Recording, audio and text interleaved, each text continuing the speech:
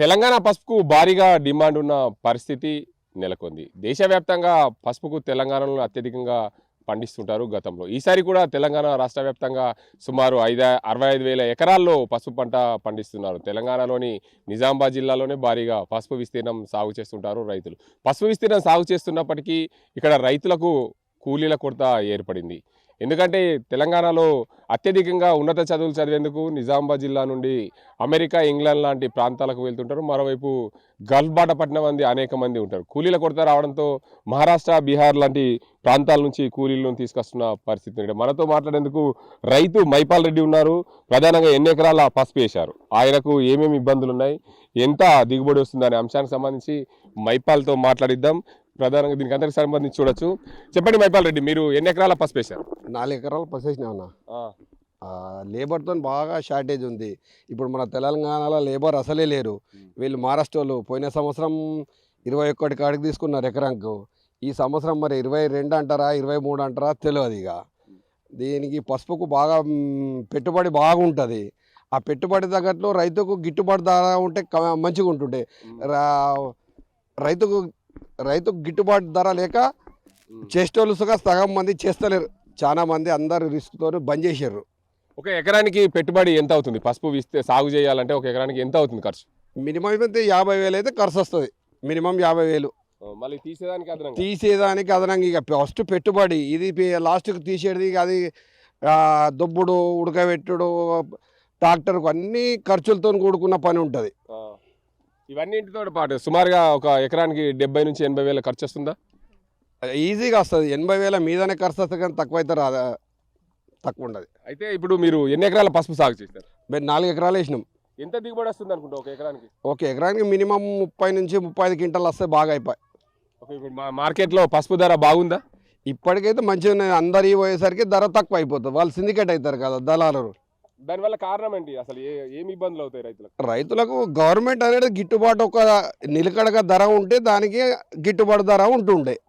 ఈ అంత పసుపు ఒకటేసరి స్టోర్ అయ్యేసరికి ధర ఆటోమేటిక్ దిగిపోతుంది. ఎప్పుడైనా 1వ నెల ఫస్ట్లో రేటు ఉంటుంది, మళ్ళీ 2వ నెల లాస్ట్ నుంచి రేటు ఆల్రెడీ తగ్గుకుంటా వచ్చేస్తుంది ఎప్పుడైనా. దానికి కారణం ఏంటంటే ఎవరంటారు? ఈ దళారులు, ఈ సిండికేట్ అయినా వాళ్ళు మార్కెట్ చేసే వాళ్ళే, వేరే వాళ్ళ దగ్గర ఎవరి దగ్గర ఉంటుంది. జాతీయ పసుపు బోర్డు నిజామాబాద్ జిల్లా కేంద్రంగా ఏర్పడింది. దానివల్ల మీకు ఏమైనా ఉపయోగాలు? ఏం లాభం లేదు. అది కేవలం పేరు కోసమే. రాజకీయ నాయకులకు లాభం తప్పదు. అది ఎవరికి ఏం లాభం లేదు. పసుపు బోర్డు అయింది, ఐసీ బోర్డు అయింది, అవన్నీ ఏది బట్టి పేరుకే. అది ఏం అయింది లేదు, పోయింది లేదు. 5-6 ఏళ్ళ నుంచి అదే మాట అంటారు, కానీ ఎవరికి ఏం వచ్చింది లేదు, ఏం ఉద్ధరించింది లేదు. పసుపు బోర్డు అయిన నుంచి కొంచెం ధరలు పెరిగినాయి, ధరలు నిలకడగా ఉన్నాయని చెప్తున్నారు కదా. ధరలు నిలకడగా ఉన్నాయి. 1000-2000 పెరిగితే ఆపితే 1000-2000 కంటే ఎక్కువ ఈ మన లేబర్ షార్టేజ్తో వాళ్ళకి వెళ్ళిపోతున్నాయి. మనకు రైతులకు వచ్చింది ఏం లేదు ఈడ. అంటే మీరు చివరిగా ఏం కోరుకున్నారు? అయితే పసుపు రైతులకు సంబంధించి మీకు కష్టాలు అవుతున్నాయి, మార్కెట్లో ధరలు ఎలా ఉండాలన్నా పసుపు బోర్డు వల్ల మీకు ఏం న్యాయం కావాలి? న్యాయం ఏముందో, ఒక నిలకడగట్ట ఒకటి ఏ క్యాట్ బి క్యాట్ల ఈ ధర అనేది నిలకడగా ఉంటే పండించేటోడు సుఖ ఎక్కువ ముందుకు సాగుతారు. ఇది అందరూ తీసుకుపోయేసరికి వాళ్ళు దళారులు లాభం అవుతారు. మా దగ్గర కొని సిరిపి ఒక 2-3 నెలలు ఆపి ఆడు కోల్డ్ స్టోరేజ్లో పెట్టి వాడు అమ్ముకున్నోడికి మాకెంత పైసలు వస్తున్నాయి, వాడికి అంత పైసలు వస్తున్నాయి. అంటే మధ్య దళారులకే లాభం ఉంది. వ్యవసాయం చేసేటోడికి ఎవరికి ఏం లాభం లేదు, దళారులకే లాభం. మనం పండించి వాడిని బతికిచ్చుడు ఉన్నది అంతే. ఇక్కడ ప్రధానంగా మహిళలు అత్యధికంగా తెలంగాణలో వ్యవసాయ పని చేస్తుంటారు. అందులో భాగంగా పసుపు అంటేనే మహిళలకు దాంతో పాటు పూర్తి స్థాయిలో అనుబంధం ఉంటుంది. వారిని అడుగుదాం అసలు కూలీల కొరత ఎలా ఉంది, దానికి సంబంధించి చెప్పండి అమ్మా. మీకు కూలీల కొరత ఎలా ఉంది? కూలీల కొరత చాలా ఉంది. కూలీల కొరత చాలా ఎక్కువగా ఉంది. అసలు తెలంగాణలో కూలీలే లేరు. బయట నుంచి కూలీలను రప్పించి పసుపు దొబ్బాల్సిన పరిస్థితి ఉన్నది. మీకు ధరలు ఎట్లా ఉంటున్నాయి, ఏంది దిగుబడి, ఏంది పరిస్థితి, ఏంది?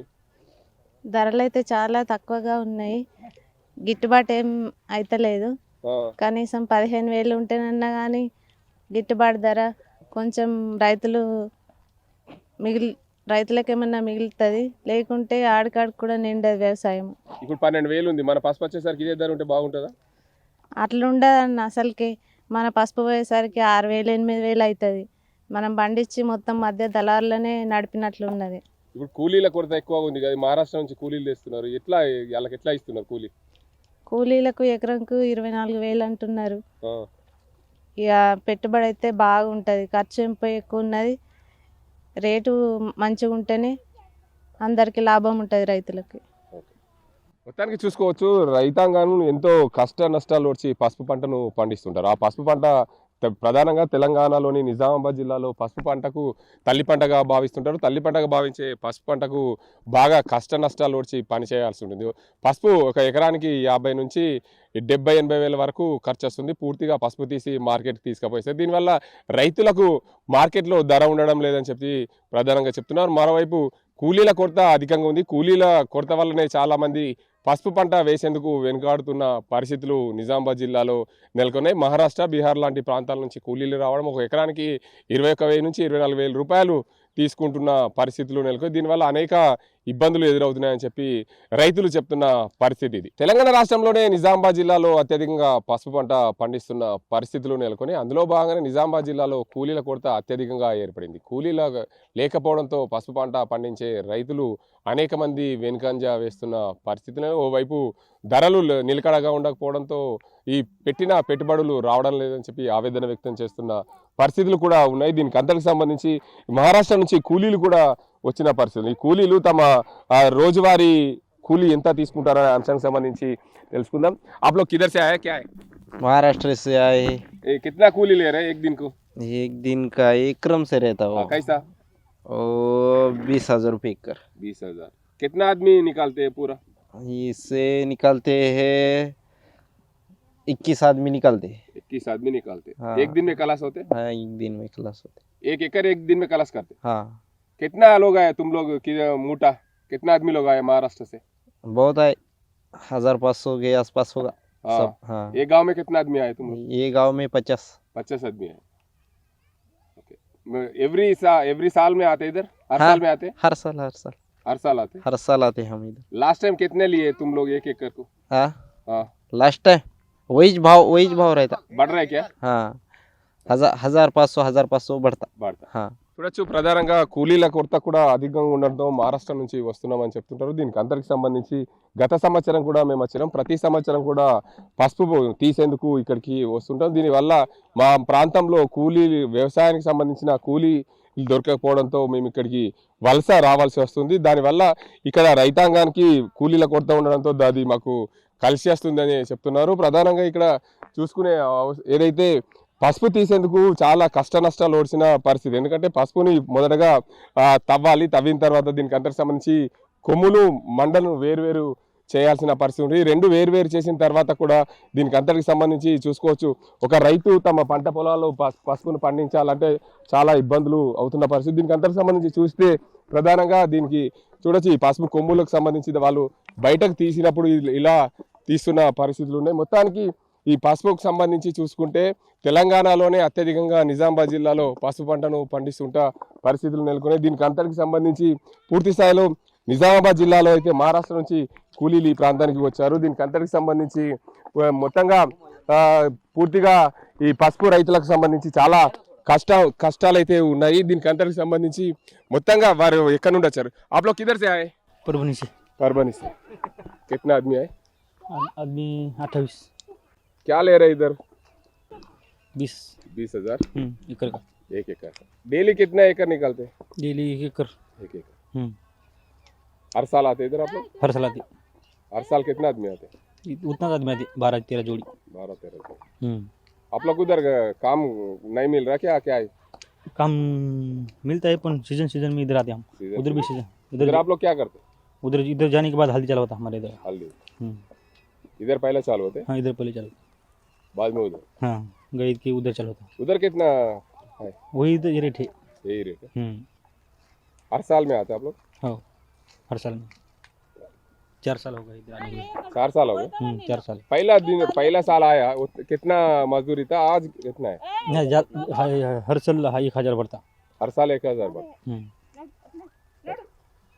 మొత్తంగా చూసుకోవచ్చు పసుపు రైతులకు సంబంధించి చూసుకుంటే పసుపు తాము ప్రతి సంవత్సరము ఇక్కడ కూలీలము మహారాష్ట్ర నుంచి వస్తున్నాము. దానికి సంబంధించి మాకు ప్రతి సంవత్సరం ఒక 1,000 రూపాయలు పెరుగుతుంది. మేము ఈసారి అయితే 20 నుంచి 24 వేల వరకు పరిస్థితుల ప్రభావంతో అక్కడక్కడ ఉన్నప్పుడు దానికి సంబంధించి తీసుకుంటున్నామని చెప్పి చెప్తున్నారు. మొత్తంగా నిజామాబాద్ జిల్లాలోనైతే అత్యధికంగా పసుపు పంటనైతే పండిస్తున్న పరిస్థితులు ఉన్నాయి. పసుపు పంటను పండిస్తున్న నేపథ్యంలో మొత్తానికి పసుపు బయటికి తీయాలంటే చాలా కష్ట నష్టాలు ఓడిచిన పరిస్థితి. దీనివల్ల అనేక ఇబ్బందులు ఎదురవుతున్నాయి. రైతులకు కూలీల కొరత ఓవైపు అయితే, మరోవైపు మార్కెట్కి వెళ్ళిన తర్వాత సరైన సమయంలో ధర లేకపోవడం మరోవైపు రైతులకు తీవ్ర ఇబ్బందులు కొనిపెడుతుంది. దీనివల్ల చాలా కష్టాలు అవుతున్నాయి పసుపు పండించాలంటే. అందుకే ప్రతి సంవత్సరము ధరలు నిలకడగా ఉంటే రైతులందరూ కూడా ప్రతి సంవత్సరం కొంచెం పసుపు విస్తీర్ణం సాగు ఎక్కువగా చేసే అవకాశాలు ఉంటాయి. కాబట్టి ఖచ్చితంగా రాష్ట్ర ప్రభుత్వము, కేంద్ర ప్రభుత్వము పసుపు ధరలపైన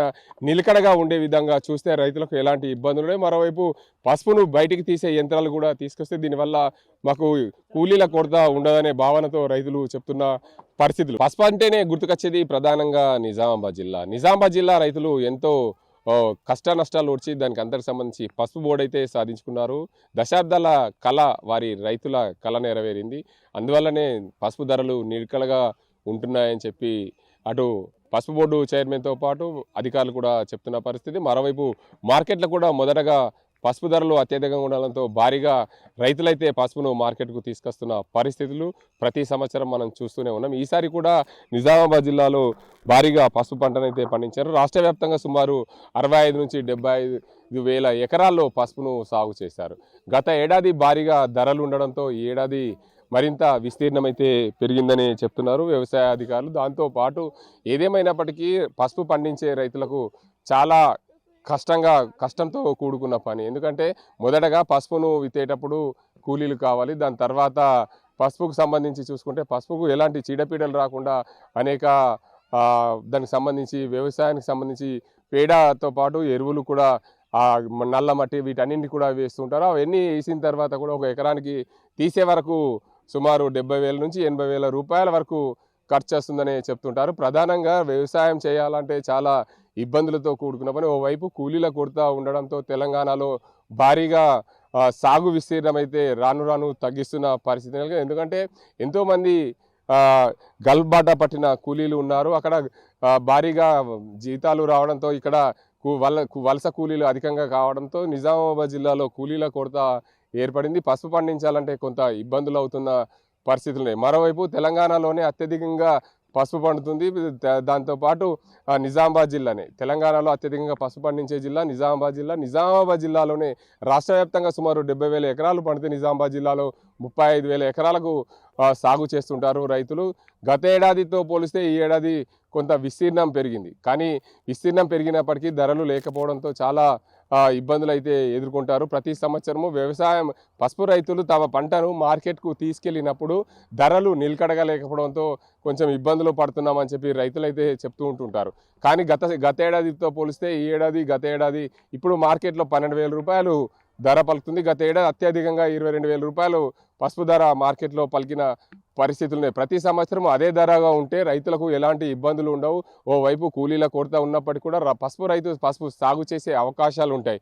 కానీ జాతీయ పసుపు బోర్డు ఏర్పాటైంది. దానివల్ల రైతులకు ఉపయోగపడే అంశాలు తీసుకొస్తే బాగుంటుంది. మరోవైపు ఈ పసుపు బోర్డు ఏర్పాటైనప్పుడు ఎక్స్పోర్ట్ అయితే పెంచేందుకు ఆ బోర్డు ద్వారా ఏదైతే పనులు జరుగుతున్నప్పటికీ రైతులకు ధరలు నిలకడగా ఉండే విధంగా పూర్తి స్థాయిలో ఈ పసుపు బోర్డు కూడా కొంచెం ప్రత్యామ్నాయంగా పనిచేస్తే బాగుంటుందని చెప్పి పసుపు రైతులైతే చెప్తున్నారు. మొత్తానికి నిజామాబాద్ జిల్లాలో పసుపు పండించాలంటే కూలీల కొరత అత్యధికంగా ఉంది. కూలీలను మహారాష్ట్ర, బీహార్ ప్రాంతాల నుంచి కూలీలు తీసుకురావడం, దీనికి అందరికి సంబంధించి ప్రతి సంవత్సరము 1,000-2,000 రూపాయలు పసుపుకు ఏదైతే పసుపును తీసేందుకు కూలీలకు అదనంగా వెచ్చిస్తున్న పరిస్థితులు. దీనివల్ల రైతులకు యంత్రాలు అందజేస్తే పసుపు బోర్డు ద్వారా మరింత మెరుగుంటుంది. ఎందుకంటే పసుపు బోర్డు ద్వారా పసుపు తీసే యంత్రాలు ఉపయోగపడతాయి. కాబట్టి దానికి సంబంధించి ఏదైతే పసుపు బోర్డు ఇప్పటికే పూర్తి స్థాయిలో తార్పాలిన్లు, పసుపుకు సంబంధించిన బాయిలర్లు, పాలిషర్లు అందజేస్తుంది. కానీ పసుపు తీసే యంత్రాలు కూడా పసుపు రైతులకు అందజేస్తే పసుపు తీసేటప్పుడు కూలీల కొరత ఉన్నప్పటికీ కూడా దాన్ని అధిగమించే అవకాశాలు ఉంటాయి. కాబట్టి అటువైపు పసుపు బోర్డుకు సంబంధించిన అధికారులు కానీ పసుపు బోర్డు చైర్మన్ కానీ అటువైపు ఆలోచించి పసుపు రైతులందరికీ ఉపయోగపడే విధంగా చేస్తే పసుపు మరింత విస్తీర్ణం పెరిగే అవకాశం ఉంటుంది. ప్రపంచంలోనే అత్యధికంగా భారతదేశానికి సంబంధించిన పసుపు డిమాండ్ ఉంది. అందులో భాగంగా భారతదేశంలో సుమారు 29 రాష్ట్రాలు ఉన్నాయి. ఆ 29 రాష్ట్రాల్లో 24 రాష్ట్రాల్లో పసుపు పండుతుంది. 3 కేంద్రపాలిత ప్రాంతాల్లో కూడా పసుపు పండుతున్న పరిస్థితులు మొత్తానికి అత్యధికంగా గతంలో తెలంగాణలో భారీగా పసుపు పండేది. కానీ రాను రాను తెలంగాణలో విస్తీర్ణం తగ్గిపోయింది. దీనికి అందరికీ ప్రధాన కారణం కూలీల కొరత. ఇక్కడ ఉన్నత చదువులు అనేక మంది చదువుకోవడంతో వ్యవసాయంపై మక్కువ తక్కువగా చూపడం ప్రధాన కారణం అవుతుంది. దీనికి అందరికి సంబంధించి యాంత్రీకరణ ఇటు పసుపుకు సంబంధించిన అంశాలను తీసుకుంటే యాంత్రీకరణ పసుపుకు ఉపయోగించే విధంగా ఉంటే పసుపు విస్తీర్ణం పెరిగే అవకాశం ఉంటే కూలీల కొరత తగ్గుతుంది. వలస కూలీలతో తీసుకొచ్చే అవకాశాలు ఉంటే పసుపు రైతుకు పెట్టుబడి తగ్గే అవకాశాలు ఉంటాయని చెప్పి రైతులు చెప్తున్న పరిస్థితి. ఇది ఇక్కడ పరిస్థితి. కేవలం అజీంతో Gangareddy, RTV Nizamabad. Local to global news at your finger tips. మీ చేతిలో ఒక ఆయుధం. Download raw TV app. Media legend Ravi Prakash is back.